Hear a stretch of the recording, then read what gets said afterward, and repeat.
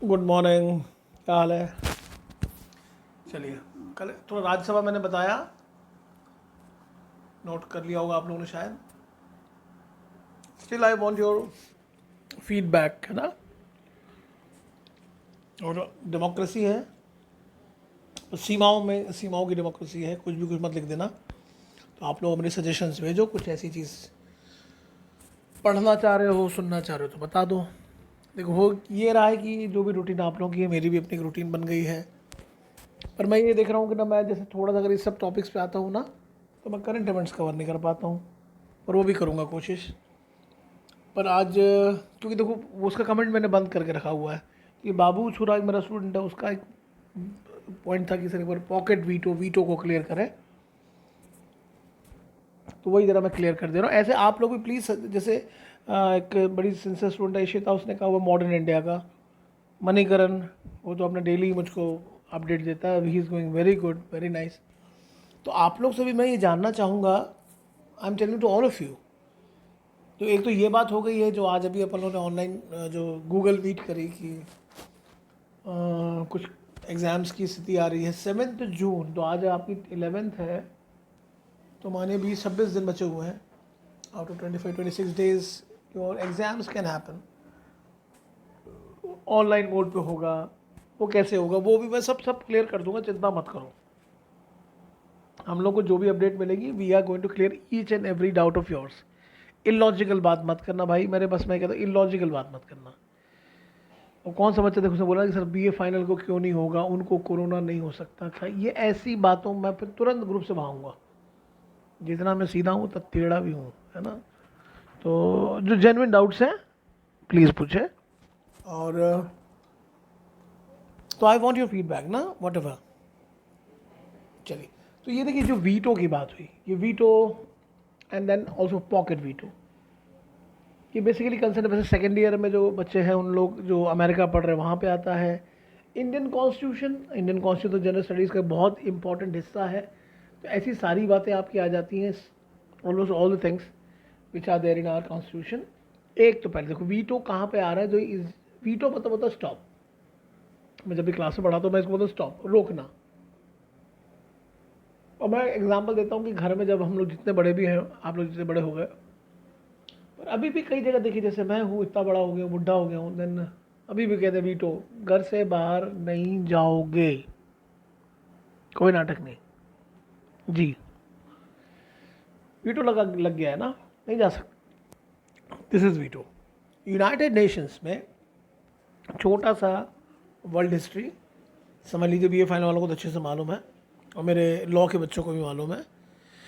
First world war हुआ, league of Nations बना, league of Nations flop हो गया। सेकेंड वर्ल्ड वॉर हुआ, यूनाइटेड नेशंस बना। इस बार 5 बड़े पावर ने वीटो पावर अपने पास रख लिया। 5 बड़े पावर से अमेरिका, ब्रिटेन, फ्रांस, रूस, चाइना, ठीक है। इनके पास वीटो मतलब ये कहेंगे कि इस मुद्दे पे चर्चा नहीं होगी, स्टैम्प नहीं होगी। इसका पक्ष विपक्ष है ना। एक अलग डिस्कशन होता है जब हम इंटरनेशनल पॉलिटिक्स पढ़ते हैं, है ना, एक पूरा एंगल ही उसका अलग है। और मैंने तुम लोग से ये भी कहा था, ये भी जरा तय कर लेना, है ना। क्योंकि देखिए जो मैं करंट अफेयर्स दे रहा हूँ, और देखिए मेरा मूड थोड़ा सा कम कब से हुआ, जब मुझको वो एक मेरी स्टूडेंट ने क्वेश्चन पेपर भेजा, फिर मेरे को लगा कि मैं ज़्यादा हैवी तो नहीं कर रहा हूँ सब चीज़ों को। हैवी का मतलब होता है if you are preparing yourself for UPSC, तब तो कुछ नहीं बच रहा है ना। पर पीएससी थोड़ा सा मॉडरेट है, उस पेपर को मैं ज़रा एक स्टूडेंट हर्षित, इसी बहाने मेरे बहुत सारे बच्चों से, अच्छे सिंसियर बच्चों से कांटेक्ट हो गया, मुझको बहुत अच्छा लग रहा है। 40-50 ऐसे बच्चे हैं जो कि बिल्कुल सिंसियर होकर सुन रहे हैं, बहुत अच्छी बात है। तो और तुम लोग ज़्यादा हो तो देखो, मैं इसे मार्केटिंग नहीं करना चाहूँगा, पर कुछ चीज़ों को तो उसको ना अपने उससे व्हाट्सएप से शेयर भी कर दिया करो।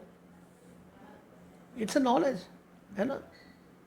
कोई चीज़ मैं ठीक ठाक बोल रहा हूँ तो शेयर करोगे तो भी दिक्कत नहीं है, ठीक है। शेयरिंग मतलब मेरे इस चैनल का अब शेयरिंग कर दी, ये हुई मार्केटिंग। यहाँ मैंने अमन सर ने टाई पहन ली। हाँ, तो इनके पास भी तो अब यहाँ पर जो बात हो रही, जो बाबू का क्वेश्चन था, बाबू छुरा, his question what was sir, what is जेबी veto, what is pocket veto. Pocket जो आपकी जीन्स में होती है, आपकी पैंट्स, आजकल तो बच्चियाँ भी पैंट्स पहनती हैं, हम लोग पैंट पहनते हैं, पैंट में एक पॉकेट होती है ना, 2 पॉकेट, पीछे एक पॉकेट, एक चोर पॉकेट भी बोलते हैं। तो इसका अर्थ ये है कि किसी विधेयक को, किसी बिल को अगर राष्ट्रपति अपनी जेब में रख ले। अब आप कहेंगे सर ये तो क्या बात आपने बोल दी, क्या जेब में रख ले, ऐसा क्या कोई राष्ट्रपति जेब में अपना रखता है क्या? नहीं। अब इसी बात को हमको समझना है ना। अब देखिए, समझते समय ध्यान रखिए, एक तो अमेरिका में भी है और एक इंडिया में भी है, 2 देश। यहाँ देखिए, अमेरिका और इंडिया की डेमोक्रेसी की जो समानता है, एक तो दोनों जगह डेमोक्रेसी है, दोनों जगह गणतंत्र है। गणतंत्र का अर्थ होता है जहाँ पर प्रथम व्यक्ति निर्वाचित होता है, हमारा राष्ट्रपति और उनका राष्ट्रपति।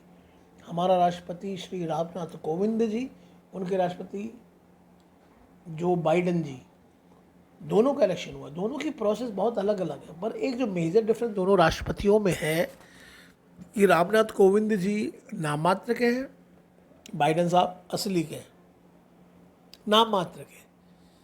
अब नाम मात्र मतलब देखिए, जब राष्ट्रपति की शक्तियों का आप अवलोकन करते हैं तो आप पाएंगे कि नहीं, बस कहने के लिए है, सारा पावर तो प्रधानमंत्री के पास है। और ये आप देख भी रहे हैं, वर्तमान देश की जो परिस्थिति है, नो कमेंट्स बाबा, है ना। बड़ा टेंशन पूरा देखिए, जैसे 89, 90, 91 था, इसमें हज़ारों प्रकार की समस्याएं देखिए आ रही हैं। इकोनॉमी, कोरोना, सीए, एनआरसी, किसान बिल, कश्मीर, अयोध्या, हमको क्या इश्यूज निपटाने थे और हम क्या कर रहे हैं, है ना। हमको बेसिक नीड देखिए, स्वास्थ्य कैसे उघड़ गया है। उघड़ना समझते हैं, जब आप सब कुछ साफ दिख रहा है कि आपकी स्वास्थ्य की स्थिति कैसी है। नदियों में लोग की लाशें बह रही हैं, अस्पताल में ऑक्सीजन नहीं है, डॉक्टर्स नहीं है। किस काम को पहले करोगे? मेरा ना कई बार मैं बिल्कुल एकदम ना बहुत दुखी हो जाता हूँ, और मैं इसमें लय से भटक भी, क्लास में भी कई बार मैं भटक जाता हूँ। What we should do and what we are doing, है ना। जैसे आपके घर में आपके पेरेंट्स होंगे, देखिए, देखेंगे मम्मी पापा कितना प्लान करते हैं सब चीज़ को, कि पहले बेटा तुम्हारा ये, फिर वो, फिर वो। उल्टा थोड़ी करेंगे, तुम्हारे बच्चे की शादी की तैयारी थोड़ी पहले करेंगे, पहले तुम्हारी पढ़ाई कराएंगे ना। तो वैसे ये पहले मिनिमम नीड्स को पूरा करो, एजुकेशन लाओ। ये जो एजुकेशन दुर्भाग्य, बेचारा बच्चा, जितने आप लोग पढ़ रहे हो ना इस मोड में, भगवान जाने, तो ये अब तो आप लोग की लाइफ ज़्यादा टफ है। टफ मतलब ऐसे मैं डराने का काम नहीं करता, मतलब कंसंट्रेशन आपको अपना और बढ़ाना पड़ेगा।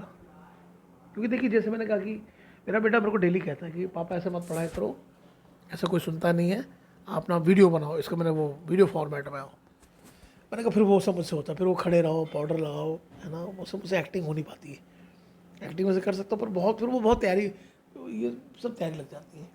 अब ये ऑडियो आपको सुनना है, लिखना है ना। तो ये देखिए, कई बार होता है, मैं तो कई बार क्लास में कहता हूँ कि आप जो हमको सुनते रहते हैं तो कहाँ सुनते हैं, बस देखते रहते हैं ऐसे, मन में कहीं और कुछ।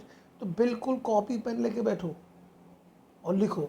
और जब मैं विषय से भटक जाता हूँ तो भटक ही जाता हूँ। तो देखिए, अमेरिका के राष्ट्रपति की स्थिति देखिए क्या है। अमेरिका की न्यायपालिका को मारो गोली, व्यवस्थापिका कार, उसकी व्यवस्थापिका को बोलते हैं कांग्रेस, और कार्यपालिका है राष्ट्रपति। अब वहाँ से जो बिल पारित होकर राष्ट्रपति के पास आएगा, कांग्रेस से पारित होकर, उसको राष्ट्रपति को 10 दिन में यस या नो बोलना है, ठीक है। अब अगर यस बोला तो बिल ऐसे ही पारित, नो बोला तो वापस जाएगा, नो बोला तो वापस जाएगा, वापस जाके अगर उसने भेज दिया तो इसको हस्ताक्षर करना पड़ेगा। इस बात को जरा समझ लो, है ना।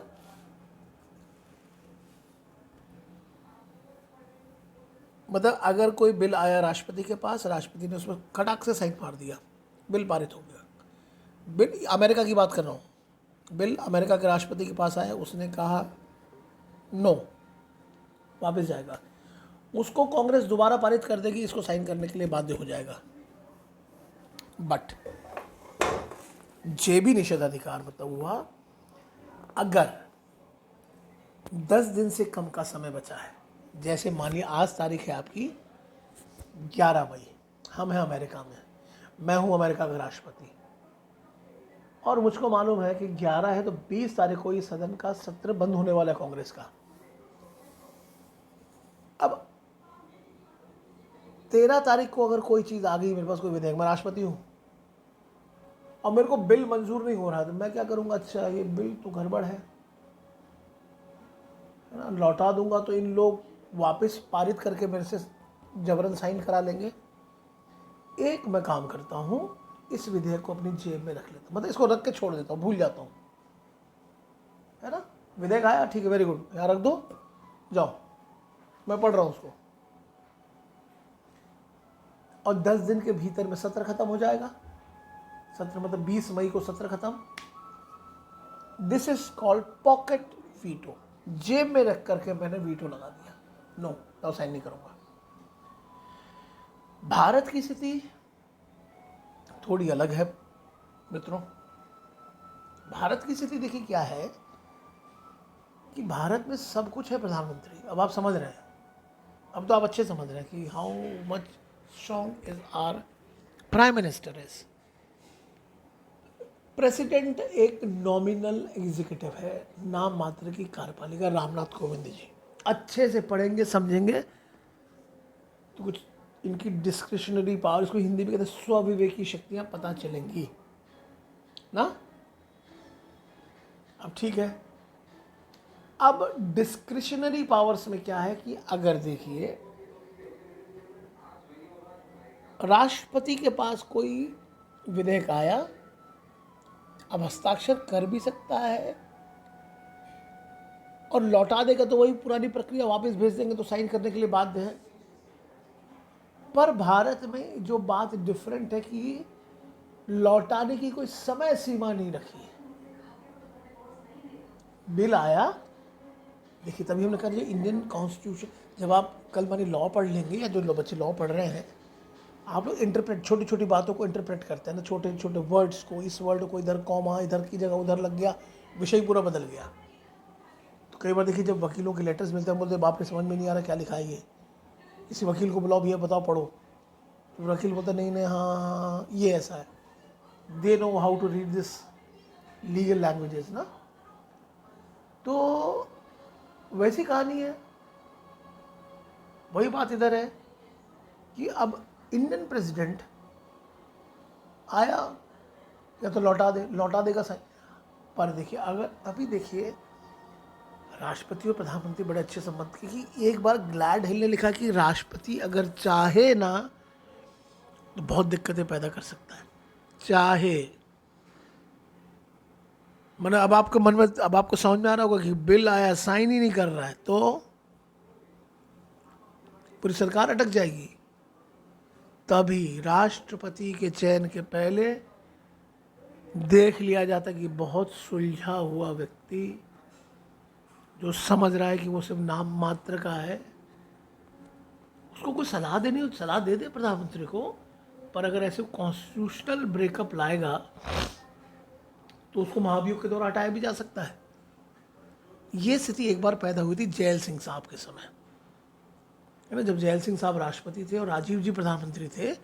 एक डाकघर संशोधन विधेयक था, उसमें तनातनी हो गई थी। देखिए ये फिर अलग पॉलिटिकल स्टोरीज हैं जो मैंने कई बार क्लासेस में पढ़ाई की। देखिए इंदिरा जी की हत्या, राजीव जी का प्रधानमंत्री बनना, और राजीव जी के प्रधानमंत्री बनने के बाद एक राजीव जी को लगा कि जैल सिंह गड़बड़ है क्योंकि सिखों ने मारा था, एक कन्फ्यूजन क्रिएट हो गया। जैल सिंह साहब भी बहुत पुराने नेता थे, उनको भी बुरा लगा। कुछ लोगों ने सलाह दी कि राष्ट्रपति भवन में बड़े बड़े आतंकवादी मिलते हैं इनसे, तो whatever there was a confusion between Rajiv ji and Zail Singh sahab. अब उसमें हुआ क्या, फिर देखिए जब बात कई बार अड़ी की बात आ जाती है, आप हिंदी में साधारण में खड़ी बोली बात कर रहा हूँ, जहाँ मैं नहीं करूँगा, अब जो करना कर लो, ये जो लैंग्वेज है, तो सम सॉर्ट ऑफ दैट। अब ये बिल आया साइन ही नहीं करूँगा, जाओ। क्या लिखा है कॉन्स्टिट्यूशन में? कॉन्स्टिट्यूशन में लिखा हुआ है कि ऐसा तो कुछ कॉन्स्टिट्यूशन में लिखा ही नहीं हुआ है कि पुनर्विचार का समय सीमा नहीं ना, मैं रखा हूँ उसको। चलो, तो इस एग्जाम्पल को हम पॉकेट वीटो में समझ सकते हैं। ठीक है, मेरे ख्याल से मैंने समझा दिया, बहुत लंबा ही बोल दिया आज। तो आप लोग feedback, please give me the feedback, क्या सुनना चाह रहे हैं। और जो कुछ सिंसियर हैं, प्लीज़ ऑनलाइन एग्ज़ाम का भी ध्यान रखिएगा। बीए फाइनल वाले बच्चे का अपना कान ज़्यादा खुला रखें, ना, फर्स्ट सेकेंड ईयर भी अलर्ट रहें। लॉ वाले जो बच्चे हैं, आप लोग तो अलर्ट हो, मैं जानता हूँ, है ना, सभी लोग अलर्ट हैं, ऐसा कोई आपको स्पेशल नहीं है, मेरे लिए सब बराबर है। ठीक है, चलो बस थोड़ा सा लंच है, फिर मैं करंट इवेंट्स देखता हूँ, बताता हूँ। Thank you.